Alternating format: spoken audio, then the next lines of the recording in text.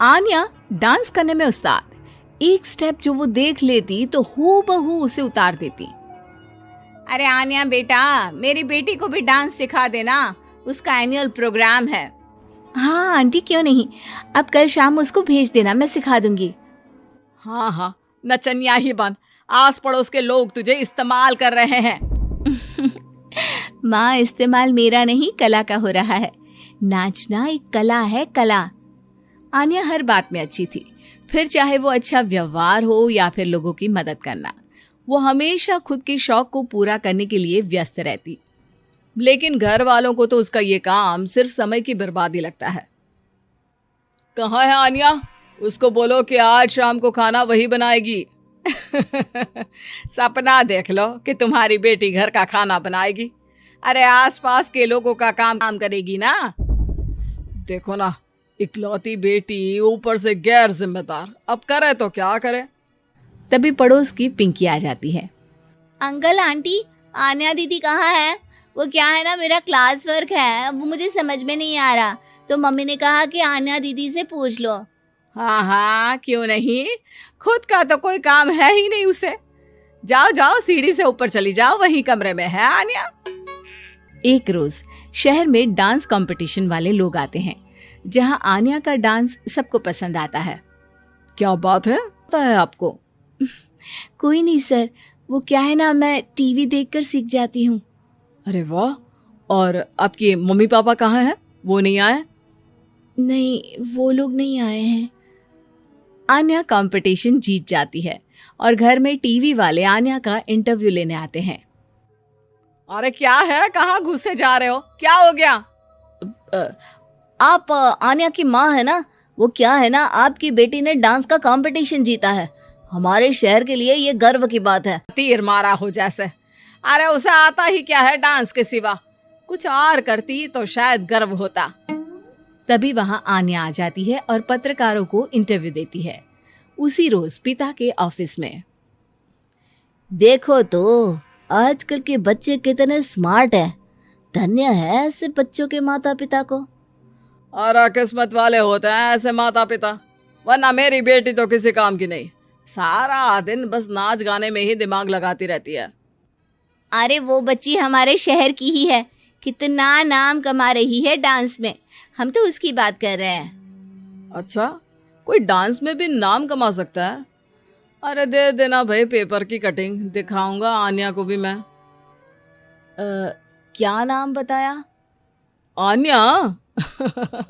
यही तो नाम है मेरी बेटी का, आन्या शर्मा। बड़े उम्मीद से रखा था कि कुछ अच्छा नाम कमाएगी, लेकिन नहीं। आजकल के बच्चों को माँ पापा की इमोशन की कदर है क्या? अरे ये देखिए, इस बच्ची का नाम भी आन्या शर्मा ही है, जो पूरे शहर का नाम रोशन कर रही है। पिता अखबार देखते हैं तो सामने बेटी की ही फोटो रहती है। लेकिन ये क्या, जिस फोटो को देखकर हर कोई गर्व कर रहा था, पिता को उसमें कुछ भी खास दिखाई नहीं देता। हमारी ही औलाद है ये, पता नहीं कब कहाँ जाकर नाम लिखवाती है, मुझे तो पता भी नहीं है। अरे शर्मा जी, जरा मिलवा दीजिए ना अपनी बच्ची से, मैं अपनी बेटी को भी ऐसा ही बनाना चाहती हूँ। मेरी बेटी को कुछ टिप्स दे देगी करियर को लेकर। अच्छा, ये दिन आ गया आपकी बेटी के, ले आइए कभी भी, लेकिन बाद में अफसोस ना करिएगा। सभी को आन्या के पिता की बात पर हैरानी होती है कि इतनी टैलेंटेड लड़की के माता पिता आखिर उससे चाहते क्या है। पिता घर आते हैं और माँ से कहते हैं, पता है तुम्हारी लड़की क्या कर रही है, या फिर ऐसे ही व्यस्त रहोगी हमेशा? अरे पता है मुझे, पर आपको कैसे पता चला? अरे कुछ पत्रकार आए थे, पता नहीं कहाँ कौन सा कंपटीशन जीत कर आई है।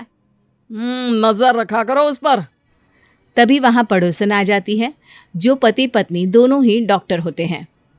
नमस्ते भाभी, बधाई हो आपको आन्या की कामयाबी की।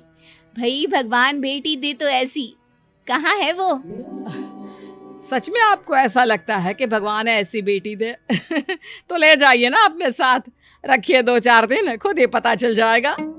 और नहीं तो क्या, सारा दिन करती क्या है, कहाँ रहती है, हमें तो कुछ पता नहीं होता, ना बताती है ना पूछती है। खैर देखिए, वो वक्त अब गया जब माता पिता बनकर बच्चों की परवरिश की जाती थी। अब तो बच्चों को साथ बिठाकर बात करना जरूरी है। वो क्या कहते हैं, बच्चे के दोस्त बने। तो क्या आप दोनों अपनी बेटी के दोस्त हैं? हाँ, बस अब यही बाकी रह गया था। खैर बताइए, क्या काम है आपको? वो क्या है ना, मैं और मेरे पति दोनों को ही इमरजेंसी कॉल आ गई है अस्पताल से। मेरी बेटी आन्या की अच्छी दोस्त है, तो मैं क्या उसे आन्या के पास छोड़ दूं अगर वो फ्री है तो? माँ कुछ बोलती उतने में ही आन्या आ जाती है। वाह आंटी, क्यों नहीं, मैं फ्री ही हूँ। आप निश्चिंत रहिए, मैं उसका पूरा ख्याल रखूंगी। थैंक्स बेटा। वो अपनी बेटी उनके घर छोड़ जाती है, जो आन्या की उम्र की ही होती है। ये क्या मजाक है आन्या? हम लोगों को सोना भी होता है और हर घर का अपना कायदा होता है। मुझे बिल्कुल पसंद नहीं है कि तुम किसी को भी घर में घुसा लो। धीरे बोलिए पापा, कैसी बात कर रहे हैं? अंकल आंटी डॉक्टर है, पता है ना डॉक्टर का फर्ज क्या होता है। अगर वो किसी की जिंदगी बचा रहे हैं तो क्या हमारा फर्ज नहीं बनता कि हम भी उनकी किसी न किसी तरह से मदद करें? आपको तो पता है घर पर अकेले रहना कितना अनसेफ है। हाँ, तो दुनिया को सेफ करने का जिम्मा तू नहीं ले रखा है? अरे बहुत महंगे अस्पताल के डॉक्टर हैं वो लोग, खूब पैसा मिलता होगा, लेकिन ये नहीं कि मेड रख ले। क्या कहती आन्या, कैसे माँ पिता को समझाती कि किसी की मदद करना कोई बुरी बात नहीं है।